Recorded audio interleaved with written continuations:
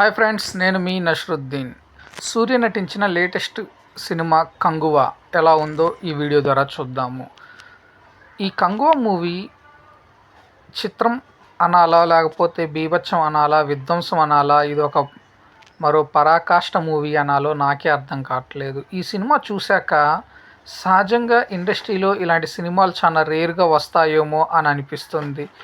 Director చూడటానికి కానీ, అతని మాట తీరు కానీ అంత క్యాపబుల్ ఉన్న డైరెక్టర్లా అనిపించినప్పటికీ సినిమా తీసిన విధానం కానీ, మేకింగ్ కానీ ఎక్స్ట్రాడినరీ అని చెప్పాలి.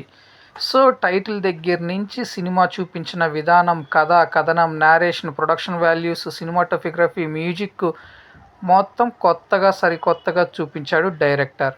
ఇకపోతే ఈ సినిమా స్టోరీ లైన్ వచ్చేసి 'కంగువ' ఇది 2024 అట్లానే 1014 సంవత్సరం మధ్య ఏమి జరిగింది, ఫ్యూచర్ని, పాస్ట్ని, ప్రజెంట్ని కలిపి చూపించిన విధానం చాలా చక్కగా నేరేట్ చేశాడు డైరెక్టర్. ఇందులో సూర్య యాక్టింగ్ ఎక్స్ట్రాడినరీ, అలానే ఆయన క్యారెక్టరైజేషను, ఆయన వే ఆఫ్ డైలాగ్ డెలివరీ కానీ, ఆయన క్యాస్టమ్ కానీ, ఆయన బాడీ లాంగ్వేజ్ కానీ డ్యూయల్ రోల్లో చాలా అంటే చాలా బాగా మెప్పించారు. క్లైమాక్స్లో వచ్చే ఒక ట్విస్ట్ తోటి అసలుకి 'కంగువ 2' అనేది ఉంటుంది అనేది ఎవరికీ అర్థం కాకుండా ఉంటుంది.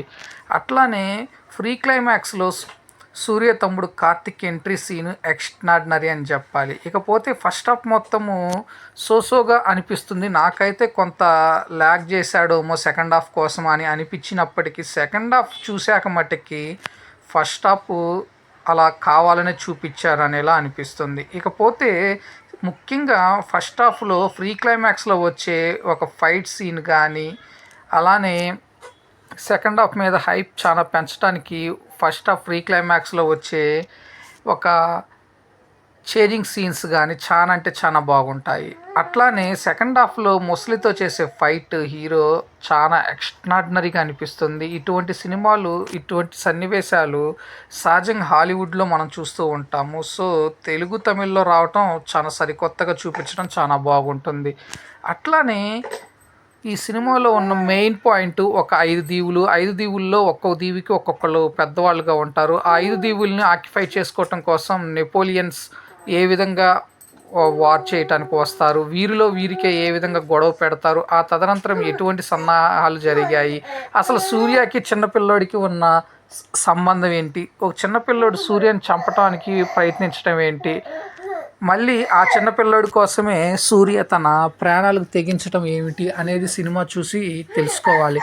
ఇకపోతే ఈ సినిమా చూస్తున్నంతసేపు సెకండ్ హాఫ్లో ముఖ్యంగా వచ్చే సన్నివేశాలు గూస్ బాంబ్ తెప్పిస్తాయి. అట్లానే సెకండ్ హాఫ్లో వచ్చే సన్నివేశాలు, అలానే ఫైట్ సీక్వెన్సెస్, ముఖ్యంగా విలన్స్పై పోరాడే సన్నివేశాల్లో, కొండల్లో, అడవుల్లో చేసే సన్నివేశాలు, కొండలపైన కానీ, చెట్లపైన కానీ, ముఖ్యంగా పాములతో బాణాలు వేసే సీన్స్ మటుకి ఎక్స్ట్రాడినరీ అని చెప్పాలి.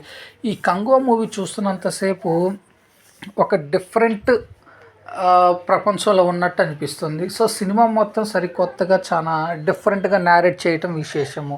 ఈ సినిమాలో ముఖ్యంగా విలన్ బాబీ డేల్ రోలు చాలా డిఫరెంట్గా ఉంటుంది. సో అతను కనిపించిన ప్రతిసారి ఒక డిఫరెంట్గా ఫీల్ అవుతాము. అలానే 2024 క్యారెక్టర్లో సూర్య ప్లే చేసిన యాక్టింగ్ కానీ చాలా ఓవర్లాగ్ అనిపిస్తుంది, కానీ అలానే ఉండాలి ఏమో అనిపిస్తుంది. అలానే 1వ శతాబ్దం మీన్స్ 1014 సంవత్సరంలో సూర్య క్యారెక్టరైజేషను, అప్పటి కాలంకు తగ్గట్టు డిజైనింగ్ కానీ చాలా అంటే చాలా బాగా ఉంటుంది. ఓవరాల్గా అయితే ఈ సినిమా చాలా అంటే చాలా ఎక్స్ట్రాడినరీ అని చూడాలి. సెకండ్ హాఫ్లో వచ్చే సన్నివేశాలు ముఖ్యంగా బీభత్సం అని చెప్పాలి. ఒక డిఫరెంట్ భయంకరమైన రీతిలో ఈ 'కంగువ' ఉండటం విశేషం. ముఖ్యంగా సెకండ్ హాఫ్ మటుకి ఎక్స్ట్రాడినరీ లెవెల్ అని చెప్పాలి. ఇకపోతే క్లైమాక్స్లో వచ్చే సన్నివేశాలు అయితే అబ్బో బీభత్సం అని చెప్పాలి. ఇకపోతే క్లైమాక్స్లో విలన్ రోల్ రివ్యూలో అయ్యే సీను మట్టుకి దీని ఎక్స్ట్రాడినరీ ఏమో అనిపిస్తుంది.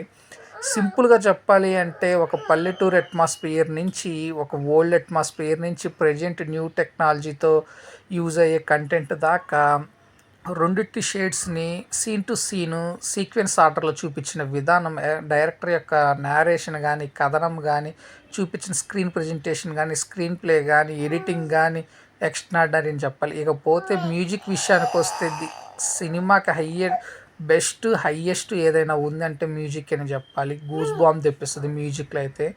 ఓవరాల్గా అయితే ఈ సినిమా నాకు తెలిసినట్టు అంతవరకు ఇప్పుడు వచ్చిన సినిమాల్లో ఇది one of the best movie అని చెప్పాలి.